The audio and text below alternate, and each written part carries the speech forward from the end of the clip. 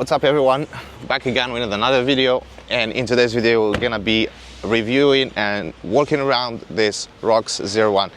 This might be a new brand, a new car, but this is a very promising car. It's fully packed with tech, comfort, as well as off-road capabilities.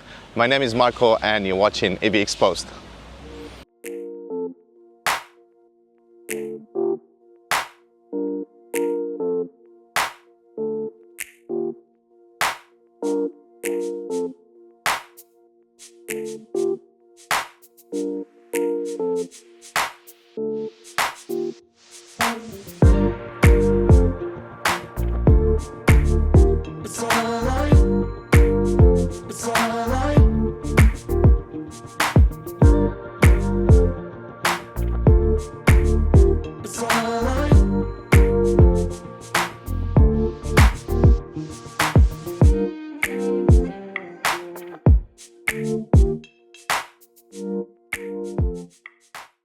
Actually, there is a good news, for the people that are interested on this car, ROX 01.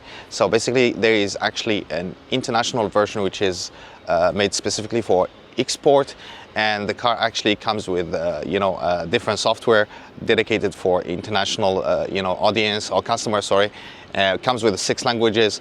And the other thing that a lot of people actually had in the past, I had some friends that had an issue in the UAE where they got only because they got this. Dedicated Chinese market car shipped to the UAE where they only have one key fob for the car, because in China actually when you buy this car from the dealer you have only one key fob and then you can link your phone, your smartphone to the car. But it's not convenient for people outside China. So for the international version, actually there is a good news that this car will be shipped with 2 key fobs as well as a software that supports 6 languages. If you want to know about pricing and everything else regarding the international version of this car, I will leave a link in the description for our website, and you can reach us out and we give you information about pricing and how to. First of all, let's start from the outside and the proportions of the car. The outside design, as you can see, is a square, a boxy design. This looks a lot more like a Land Rover Discovery. That's why a lot of people actually like this car. Not to mention its off-road capabilities, which we will talk about in a moment. Talking about the dimensions, this car is 5.05 meters long. In terms of width, it's almost 2 meters wide, and in terms of height, as you can see, this is a 1.86 meters high. So this is a very designed for off-road car. As you can see, the ground clearance is more than 20 centimeters of ground clearance, which makes it a good car for off-roading. As you can see, the front of the car is very simple, very square as the rest of the car. We have the front of the car here is we have this grille here with intake for your cooling, for your AC cooling, as well as your battery cooling, and this interesting headlight design. We have the indicators here from the side, and your high beams, low beams on the top here. Moving to the side of the car, as you can see, starting from the tires here, this particular car actually is running on off-road tires, so these might be noisy for regular driving, but these are 19-inch 265 section tires. Moving to the side of the car, big side mirrors, to give you a lot of visibility while driving the car, because this is a big huge car. Car handles are very standard. This particular car, comes in 2 trims. The first one is a 6-seater and you have a 7-seater. So this particular one is a 7-seater, which we will show you in a moment, the inside of the car. But the proportions of the car stays the same, whether you go for a 6-seater or 7-seater. Moving to the back of the car, here we have your fuel tank located from this side, and from the other side you have your charging ports. So basically this car has a petrol engine. It's a 1.5 liter turbo engine, which is mounted in the front of the car, but the engine is not linked to the drivetrain, so it's just acting as a generator. So this car is a range extender.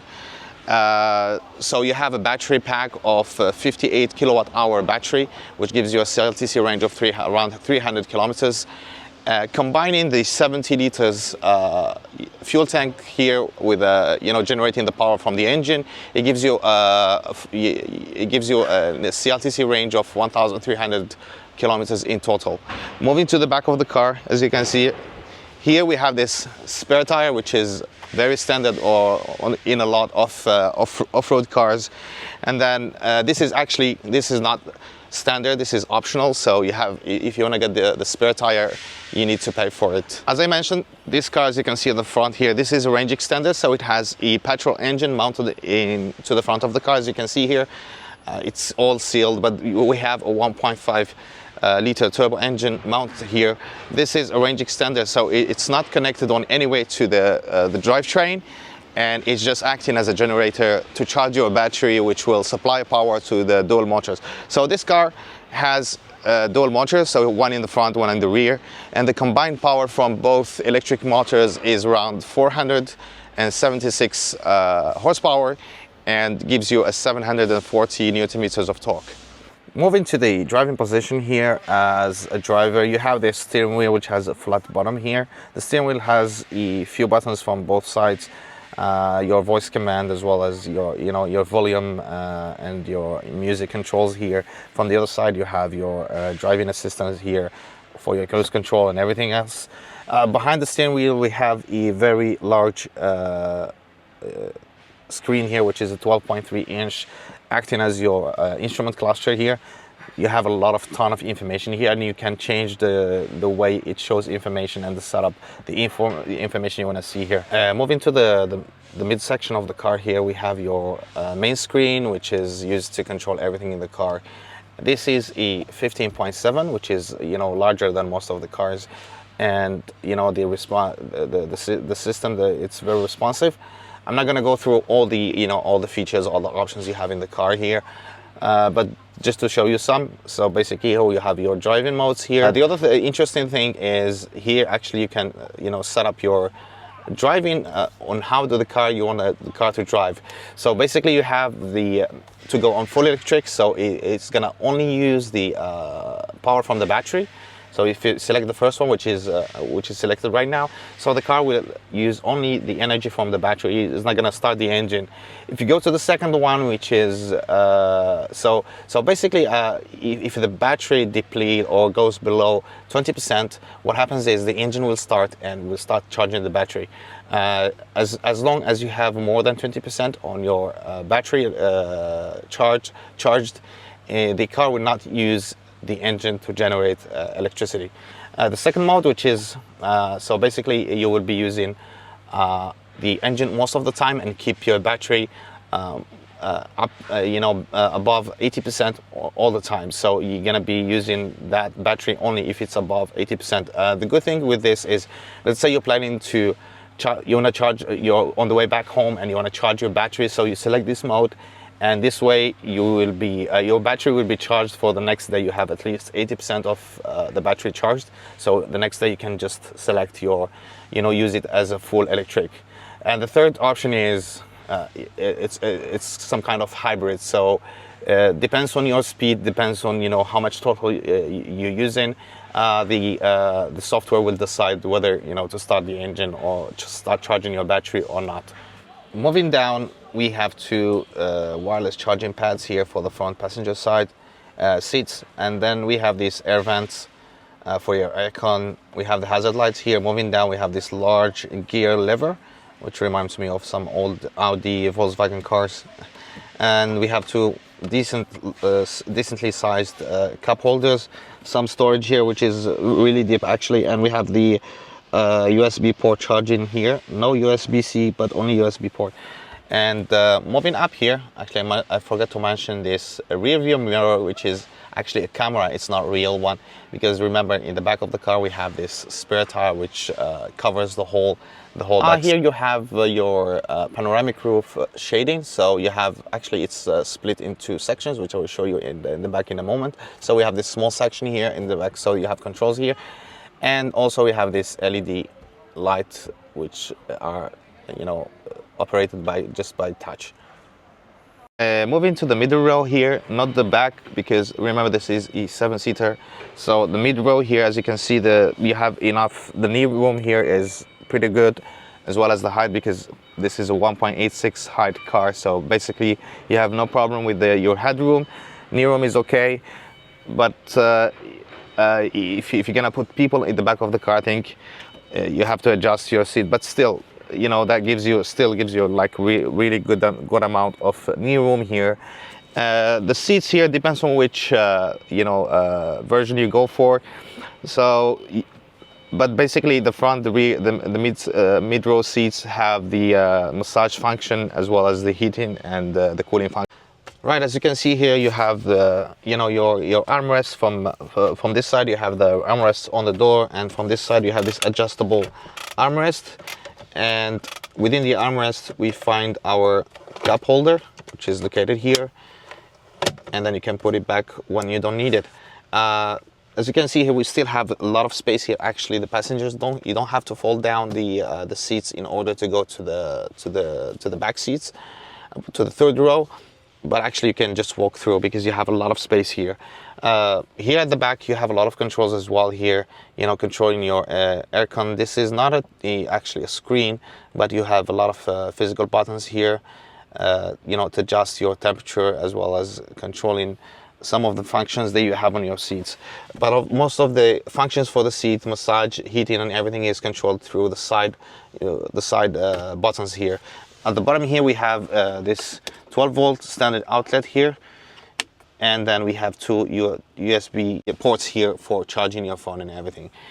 For the rear passenger comfort and entertainment, we have this 10. Actually, this is 15.6, slightly smaller than the main screen in the front. So basically here you can watch movies. This is dedicated for the rear passengers entertainment. Moving down here, we have these control buttons that I forgot to show you earlier. So if you're sitting here, and you don't have a passenger in the front, you can move the seat forward to give you more space for the passengers in the back. And also here, like I mentioned, so we have two panoramic roofs. This is the rear section for the rear passengers. This is huge, and you have the shading, so you can close it fully, or you can adjust the shading as you want. Right here we have the third row, as you can see here. So the space is not great, but if you compromise a little bit of the mid row, you can sit actually two adults on the back of this car. Or what you can do is you can fold them down and increase your booth capacity, so you can carry larger items. In terms of cargo space at the back of the car, when you have the seats up here, the capacity is 535 liters. But when folding down the rear seats, as you can see, the capacity increases to 2,200 liters of cargo space at the back of the car. Right, so we're gonna drive the car and feel the car how it drives. So just to mention that this car doesn't come with adjustable height for the suspension, but it has the adaptive damping, so you can set it by yourself, or it's already set, depends on which driving mode you select. So the first impression while driving the car, sitting really high. So this is like really an off-road car, so you have a lot of ground clearance. This car is running, as I mentioned earlier, on off-road tires, so they are a bit noisy, but when you run them on regular tires, the noise is a lot less. Another thing to mention, that actually a lot of people complained about this, when you're driving these at high speed, that the car has, you have a lot of wind noise, which is fine, which is normal, considering the size of the car and the shape as well, because it's not really aerodynamic, it's very square. Right now I'm driving on the mode I'm using right now is fully electric, so the engine actually in the front is not running, so I'm just running off the batteries, the electricity stored in the battery. The steering wheel is very light. I'm using the normal mode, and the steering wheel is very light, and the visibility is really good. in terms of front, the mirror actually gives you really a good, the rear view mirror gives you, it's a camera, but it still gives you like really good, amount of visibility to the back of the car. The side mirrors are great because they are large size, so you know exactly what's going on around. The response from this car, even when driving on, a regular mode, we're not on sport mode, but just normal mode, the response from the throttle is really good. Even though this car weighs actually 2.6 tons of weight, so this is a heavy car, but because it's paired to these two dual electric motors which produce a lot of power and they have a lot of torque, and it's electric, so it's instant, so you don't feel that the car is heavy. Right, as we increase the speed, I think the noise cancellation on this car is really good, except from the tires, which is fine because these tires are not meant for daily driving, so they're for off-roading. That's why they make a lot of noise. But the other thing that I notice, let's say if I go from full electric to to start the engine, actually you feel straight away that the engine starts, just a little bit of vibration from the front of the car, that the engine start running and start generating electricity to put into the battery, because as the battery is it still actually has a lot of power, but if you select to charge your battery while you're driving, the response stays the same. Actually, the driving dynamics stays the same. The only extra thing that you get is this little vibration from the front of the car. But overall, this car, even though it doesn't have adjustable height, but because the height of the car from the start is already great, so the car is very comfortable to drive. Obviously, we are in downtown, so it's not a big deal, and the roads mostly are flat. But yeah, it's very comfortable, and I'm impressed with the visibility of the car. Even though the car is huge, but it doesn't feel like it's a big car. It still feels like it's a compact car, even though it's 5 meters. Maybe I get used to drive, larger cars, and especially because you're sitting higher on off the ground, and the visibility is good. You don't feel like you're compromised on on the size of the car. I want to show you the response from the electric motors. It's really, even though the car is huge, but let's say if I'm running at 50, 55, if I accelerate, you see, even though the car is huge, but you get from 50 to 100 like in a split second, because actually the electric motors provide a lot of torque. And like I mentioned, this car, there's not much difference between driving the car on full electric or on a hybrid mode. The reason why the power response, everything is going to be the same, is because your electric motors are powered from the battery, and even if the engine is running, so it's just providing more, it's charging the battery, which is providing the power to your electric motors. So there's no difference. Another thing to mention also is the quality build on this car. Like the inside materials used here, everywhere you touch is soft, and you have a lot of leather. You have it everywhere. You can barely touch anything, even at the places where you don't usually touch. It's all covered by this leather, and the quality it feels really good. Not sure for long term, but this is a new car and it feels really great. In terms of price, this particular version that we are sitting in, this is a 7-seater long range version. This is sold here in mainland China for about $49,000 US. Obviously, the price is going to be different for export, because you don't add extra the tax, but also in exported outside of the country, the receiving country, you have to custom clear the car, and you have to add the extra. So I will leave a link to the website where you can check actually the actual pricing for all the versions available. For export, the only version available, they have a normal range and they have a long range. So for export, they only have the long range, and they have both, the standard car and the premium one on both the 7 and the 6-seater. So this is here in China sold for for the equivalent of $49,000 US here in mainland China. So not bad for such packed a capable off-roading car with a lot of technology packed into it. Right guys, so this will be all for today. Hope you enjoyed this video.